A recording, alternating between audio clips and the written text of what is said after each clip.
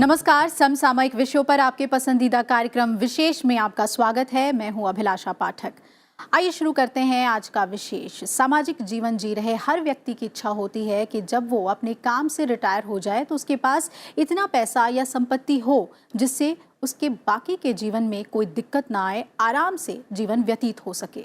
आमतौर पर संगठित क्षेत्र में काम करने वाले व्यक्तियों की ये इच्छा तो पूरी हो जाती है और वो अपना बाकी का जीवन आराम से व्यतीत करते हैं, लेकिन असंगठित क्षेत्र में काम करने वाले ज्यादातर व्यक्तियों की बुढ़ापे के दिनों की स्थिति ऐसी नहीं होती।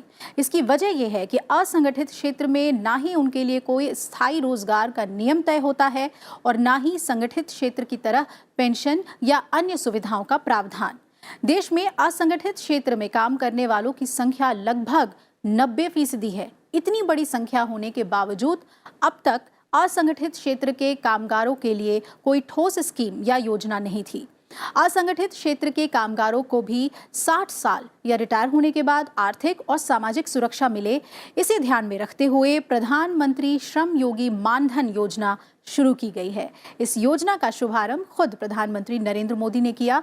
इस योजना के तहत हर असंगठित क्षेत्र के सभी कामगारों को 60 साल के बाद 3,000 रुपए मासिक पेंशन के तौर पर दिया जाएगा। तो आज विशेष में हम बात करेंगे प्रधानमंत्री श्रम योगी मानधन योजना की शुरुआत के बारे में, इसके फायदे के बारे में, साथ ही जानेंगे कौन कौन से लोग ले सकते हैं इस योजना का लाभ। इसके साथ ही बात करेंगे संगठित और असंगठित क्षेत्र के कामगारों के बारे में।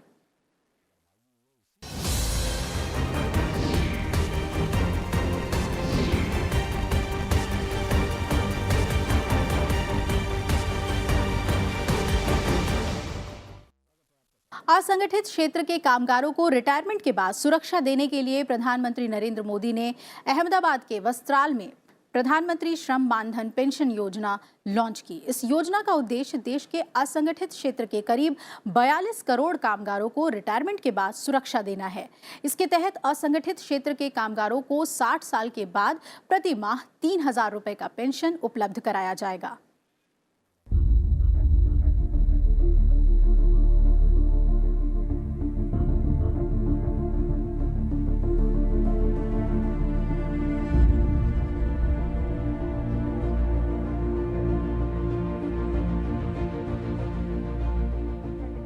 प्रधानमंत्री नरेंद्र मोदी ने गुजरात के वस्त्राल में प्रधानमंत्री श्रम योगी मानधन योजना का शुभारंभ किया। प्रधानमंत्री ने योजना की शुरुआत करते हुए कहा कि हम सभी इस ऐतिहासिक अवसर के साक्षी हैं। देश भर में 3 लाख से ज्यादा सर्विस सेंटर पर 2 करोड़ से ज्यादा लोग इस कार्यक्रम का हिस्सा हैं और यह एक रिकॉर्ड है। उन्होंने कहा कि PMSYM यानी प्रधानमंत्री श्रम योगी मानधन योजना 42 करोड़ श्रमिकों की सेवा में समर्पित योजना है। ये मजदूर भारत का निर्माण कर रहे हैं। उन्होंने कहा कि मजदूरों का पसीना माथे पर तिलक के समान है। उन्होंने कहा कि ये योजना देश के 42 करोड़ कामगारों को समर्पित है। प्रधानमंत्री श्रम योगी मानधन योजना यानी PMSYM आप सभी के लिए देश के लगभग 42 करोड़, यह आंकड़ा सुनकर के ही आपको ताज्जुब होगा, देश के 42 करोड़ श्रमिकों कामगारों की सेवा में समर्पित है। और मेरे लिए कार्यक्रम क्या है? अगर मुझे एक वाक्य में कहना होगा तो मैं कहूंगा कि भारत को जिन्होंने निर्माण कर रहे हैं, भव्य भारत के सच्चे जो निर्माता है, ये हमारी योजना मेरे हिसाब से मां भारती के मजदूरों के पसीने का, मां भारती के मजदूरों के पसीने का, मां भारती के भाल पर यह तिलक के समान है। प्रधानमंत्री ने इस मौके पर कहा कि ये योजना मेरे लिए भावुक पल है, क्योंकि मैंने निजी तौर पर अनुभव किया है कि कामगारों को कैसी परिस्थितियों से गुजरना पड़ता है। इन परिस्थितियों ने ही प्रधानमंत्री श्रम योगी मानधन योजना के लिए हमारी सरकार को प्रेरित किया। आजादी के बाद इतिहास की यह पहली योजना है जिसने समाज के उस वर्ग को छुआ है जिसके बारे में कभी सोचा ही नहीं गया। इस वर्ग के लोगों को अपने ही भाग्य पर छोड़ दिया गया था। बुढ़ापे में अपने भी जिन्हें पाल पोस कर बड़ा किया वो भी बुढ़ापे में अपनों का साथ छोड़ देते हैं। आज की ये योजना मेरे लिए निजी तौर पर एक भावुक पल है, क्योंकि मैंने स्वयं अनुभव किया है कि आप सभी को किन परिस्थितियों से गुजरना पड़ता है। मुझे एहसास है कि देश के करोड़ों गरीबों असंगठित क्षेत्र के श्रमिकों के मन में हमेशा ये सवाल रहता था कि जब तक हाथ पैर चलते हैं तब तक तो काम भी मिल पाएगा, थोड़ा बहुत पैसा भी मिलेगा, लेकिन जब शरीर कमजोर हो जाएगा तब क्या होगा। भाइयों और बहनों, यही पीड़ा मेरे मन मस्तिष्क में थी और उस पीड़ा में से ही इस योजना ने जन्म लिया है, प्रधानमंत्री श्रम योगी मान धन योजना। प्रधानमंत्री ने देश भर के सभी कामगारों को बधाई देते हुए कहा कि हमारे वैसे साथी जो घरों में सेवक के रूप में काम कर रहे हैं, कबाड़ से आजीविका कमाते हैं, खेती और मजदूरी कर रहे हैं, सड़कों घरों के निर्माण में जुटे हैं, रेहड़ी और ठेले चलाते हैं, बुनकर हैं, ऐसे कामों से जुड़े सभी कामगार साथियों को बहुत बधाई। देश भर के वो सभी कामगार साथी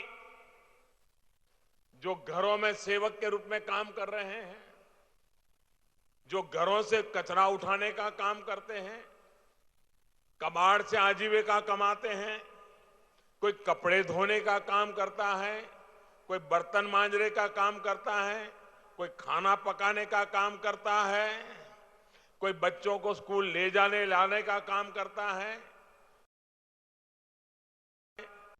खेत के अंदर मजदूरी का काम करता है, कोई सड़कों का निर्माण करता है, कोई सिक्योरिटी के अंदर काम में लगा हुआ है, कोई रेहड़ी ठेली चलाता है, कोई बुनकर है, कोई रिक्शा चलाता है या कोई फिर चाय बेचता है।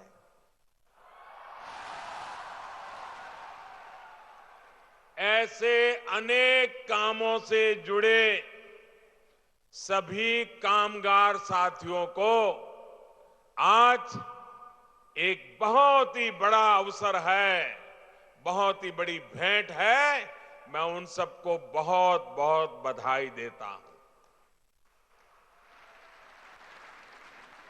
ये योजना ऐसी है कि मेरे मजदूर भाइयों बहनों, मेरे कामगार भाइयों बहनों, मेरे श्रमिक भाइयों बहनों, पसीना बहा करके जिंदगी जीने वाले मेरे भाइयों बहनों, ये आपको अपने बूढ़ापे का एक मजबूत संबल इससे मिलने वाला है। आपका इस योजना से आप ही आपके सहायक बन गए हैं, आप ही खुद आपका सहारा बन गए हैं और मोदी सरकार सहायक के रूप में कंधे से कंधा मिला करके आपके साथ खड़ी है। हालांकि इस योजना के बारे में अधिसूचना पहले ही जारी की जा चुकी है। वित्त मंत्री पीयूष गोयल ने 2019-20 के अंतरिम बजट में इस योजना की घोषणा की थी। इसके लिए बजट में 500 करोड़ रुपए का आवंटन किया गया है।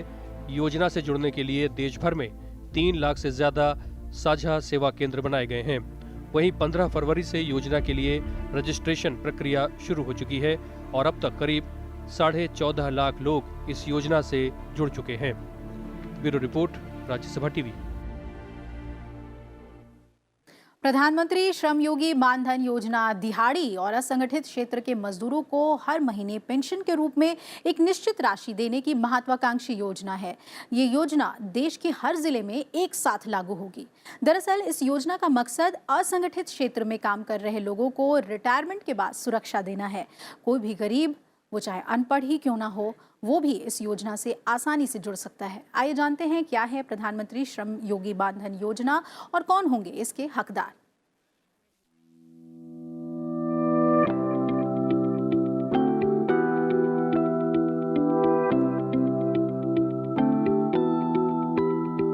देश के कामगारों को 60 साल की उम्र के बाद एक निश्चित राशि पेंशन के तौर पर देने के लिए प्रधानमंत्री श्रम योगी मानधन योजना शुरू की गई है।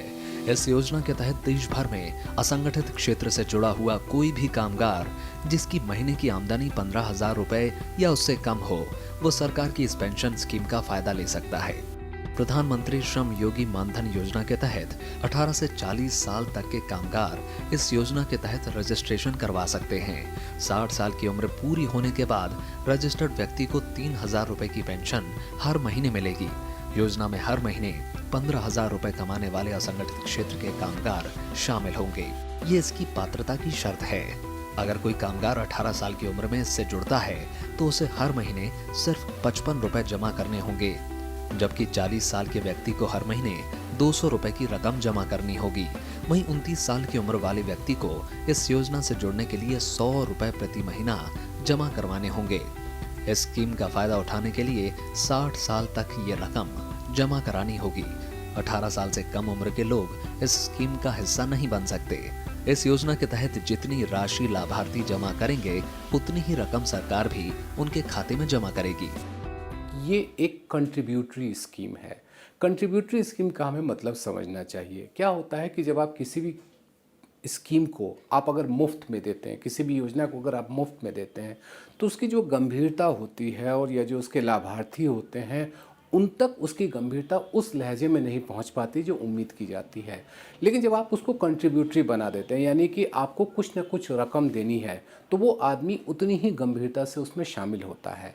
अब जैसे ये आप इस नई योजना की बात करें तो 18 से 40 साल की उम्र के जो भी असंगठित क्षेत्र के मजदूर हैं वो इसमें शामिल हो सकते हैं। कम से कम 55 रुपये और ज़्यादा से ज़्यादा 200 रुपये, मतलब 55 रुपये से शुरू होकर के आपकी उम्र अगर 18 साल की है और अगर आप 40 साल की उम्र तक जाते हैं तो 200 रुपये का बनता है। और उतना ही कंट्रीब्यूशन, जिसको हम लोग मैचिंग कंट्रीब्यूशन कहते हैं, वो सरकार उसके लिए मुहैया कराएगी। प्रधानमंत्री श्रम योगी मानधन योजना में रेहड़ी वाले, रिक्शा चलाने वाले, कंस्ट्रक्शन मजदूर, कूड़ा बीनने वाले, बीड़ी बनाने वाले, हथकरघा, कृषि कामगार, मोची, धोबी, चमड़ा कामगार, घरेलू कामगार और इस तरह के कामों से जुड़े लोग शामिल हो सकते हैं। कोई भी व्यक्ति जो कि एक व्यवस्थित या एक नियमित जो है वो काम में नहीं लगा हुआ है, वो असंगठित क्षेत्र का मजदूर है। आपके घर में काम करने वाला एक कर्मचारी है, एक नौकर है, एक ड्राइवर है, जो आयरन करता है आपके मोहल्ले में, वो इसमें शामिल हो सकता है। जैसे जो घर बनाने के काम में लगे होते हैं मजदूर, वो इसमें शामिल हो सकते हैं। तो असंगठित क्षेत्र के मजदूर की परिभाषा बहुत बड़ी है। वो सभी इसमें शामिल हैं जो कि एक नियमित व्यवस्था में शामिल नहीं होते हैं। वो सभी के सभी इस व्यवस्था में जा कर के अपने आप को इनरोल करा सकते हैं और इस स्कीम का फ़ायदा ले सकते हैं। अगर किसी कामगार का योजना के दौरान निधन हो जाता है तो उसकी पत्नी स्कीम में योगदान देकर इसको जारी रख सकती है। साथ ही अगर किसी की पेंशन शुरू हो गई है और उसके बाद उसका निधन हो जाता है तो उसके पति या पत्नी को पेंशन की 50% रकम मिलेगी। इसके अलावा कामगार के निधन पर उसकी पत्नी या पति योजना से बाहर होना चाहता है तो वो उनकी दी गई कुल रकम पर ब्याज के साथ इसे वापस ले सकते हैं। जो लोग राष्ट्रीय पेंशन योजना, कर्मचारी राज्य बीमा निगम योजना या फिर कर्मचारी भविष्य निधि योजना में आते हैं, वो इसके पात्र नहीं होंगे। इनकम टैक्स भरने वाले भी इस योजना का लाभ नहीं उठा सकते। दरअसल सरकार ऐसे लोगों को उनकी वृद्धावस्था के दौरान व्यापक सामाजिक सुरक्षा प्रदान करना चाहती है जिनको बुढ़ापे में किसी अन्य का स्रोत नहीं है। आकाश पोपली के साथ ब्यूरो रिपोर्ट, राज्यसभा टीवी। आइए अब आपको बताते हैं कि कैसे आप प्रधानमंत्री श्रम योगी मानधन योजना से जुड़ सकते हैं। प्रधानमंत्री श्रम योगी मानधन योजना से जुड़ना बहुत ही आसान है। प्रधानमंत्री श्रम योगी मानधन योजना में नामांकन प्रक्रिया के तहत सबसे पहले आपको अपना आधार कार्ड और बचत या जनधन खाते के दस्तावेज को लेकर निकटतम कॉमन सर्विस सेंटर पर जाना होगा। इसके बाद अंगूठे या उंगली के जरिए पहचान के बाद आपका कंप्यूटर से मासिक योगदान तय होगा, जो उम्र के हिसाब से न्यूनतम 55 रुपए और अधिकतम 200 रुपए होगा। जब आपका मासिक योगदान तय हो जाएगा तब पहले योगदान का भुगतान नकद करना होगा। इसके बाद तुरंत कंप्यूटर से स्वतः डेबिट अधिदेश उत्पन्न होगा जिस पर आवेदक हस्ताक्षर करेगा। जब ये प्रक्रिया पूरी हो जाएगी तब आखिरी चरण में आवेदक को कंप्यूटर जनित श्रम योगी पेंशन कार्ड तुरंत दिया जाएगा और अगले माह से निर्धारित योगदान का भुगतान आवेदक के बैंक खाते से स्वतः डेबिट होने लगेगा। इस पूरी प्रक्रिया में मात्र 3 से 5 मिनट का समय लगेगा और इसके बाद आप अपने प्रधानमंत्री श्रम योगी मानधन योजना के तहत 60 साल की उम्र के बाद 3,000 रुपए मासिक पेंशन पाने के हकदार हो जाएंगे। आकाश पोपली के साथ ब्यूरो रिपोर्ट, राज्यसभा टीवी। देश के विकास में हर एक व्यक्ति का योगदान होता है, चाहे वो एक डॉक्टर हो, इंजीनियर या एक मजदूर। सभी देश की उन्नति में एक अहम भूमिका निभाते हैं। लेकिन संगठित क्षेत्र के कामगारों को जितनी सामाजिक सुरक्षा दी जाती है, उसके मुकाबले असंगठित क्षेत्र के लोग काफी पीछे हैं।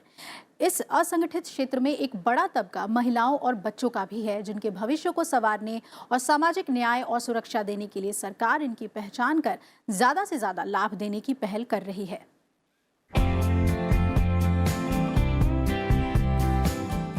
भारत में असंगठित क्षेत्र के कामगारों की स्थिति आजादी के बाद से काफी बदली है, लेकिन संविधान की प्रस्तावना में जो अधिकार देश के प्रत्येक मजदूर और कामगार के लिए दी गई हैं, वो आज भी नहीं पाई जा सकी हैं। राष्ट्रीय आयोग की एक रिपोर्ट के मुताबिक देश के कामगारों के लिए सामाजिक सुरक्षा योजना की बेहद ज्यादा जरूरत है। रिपोर्ट में कहा गया कि देश के केवल 8% कामगारों को सामाजिक सुरक्षा का फायदा मिलता है, जबकि असंगठित क्षेत्र के 91% कामगार इससे वंचित हैं। जानकारों के मुताबिक देश में रोजगार और कौशल दोनों बढ़ा है, लेकिन वो असंगठित प्रवृत्ति का है, इसलिए उसे संगठित क्षेत्र की तरह लाभ नहीं मिल रहा।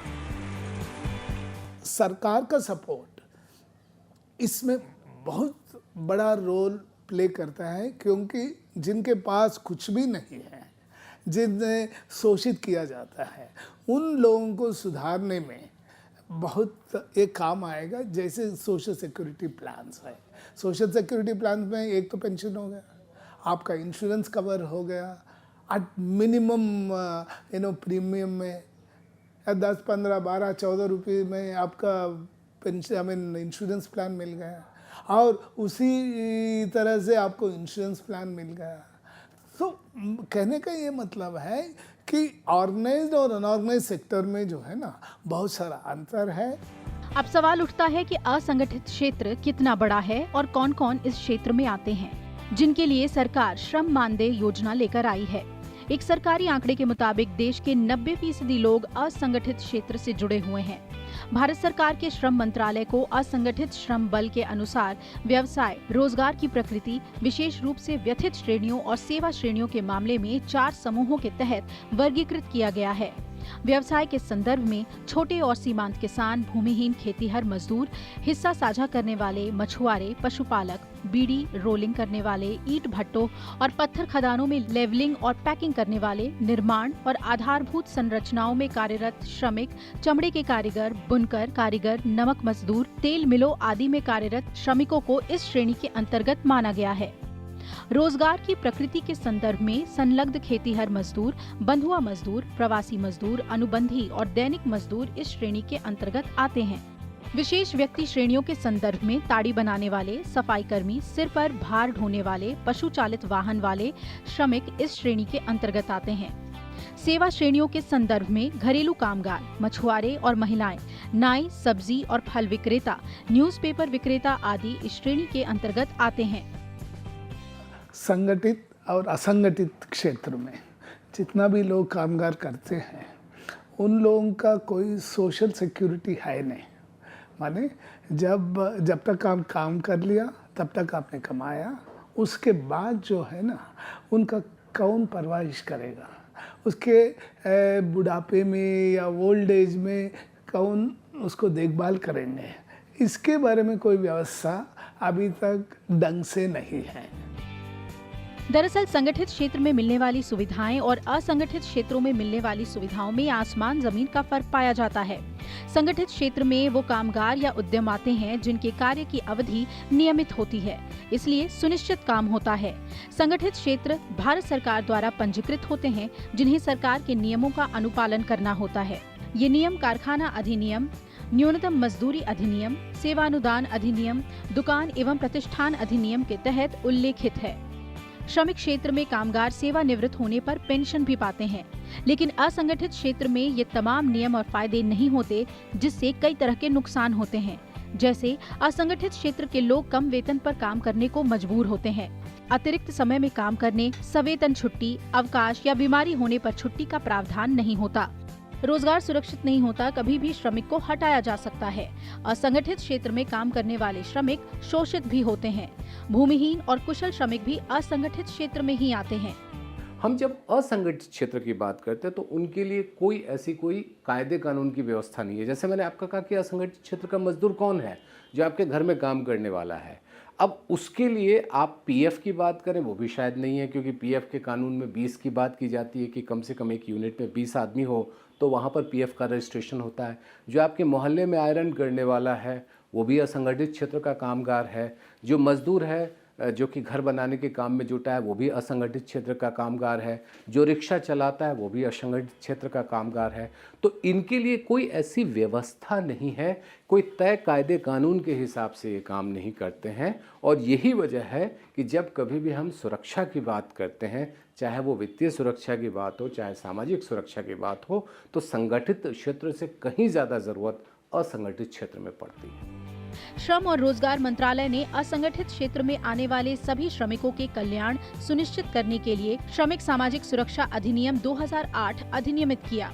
इसमें सामाजिक सुरक्षा योजनाओं के निर्माण, जीवन और विकलांगता कवर, स्वास्थ्य और मातृत्व लाभ, वृद्धावस्था सुरक्षा और कोई भी अन्य लाभ जो असंगठित मजदूरों के लिए सरकार द्वारा निर्धारित किया गया है, उसके लिए अपनी अनुशंसाएं देता है, जिसे अमली जामा पहनाने के लिए मंत्रालय ने एक राष्ट्रीय सामाजिक सुरक्षा बोर्ड का गठन किया है, ताकि सभी मजदूरों को सामाजिक न्याय और सुरक्षा मिले। Bureau report, Rajya Sabha TV.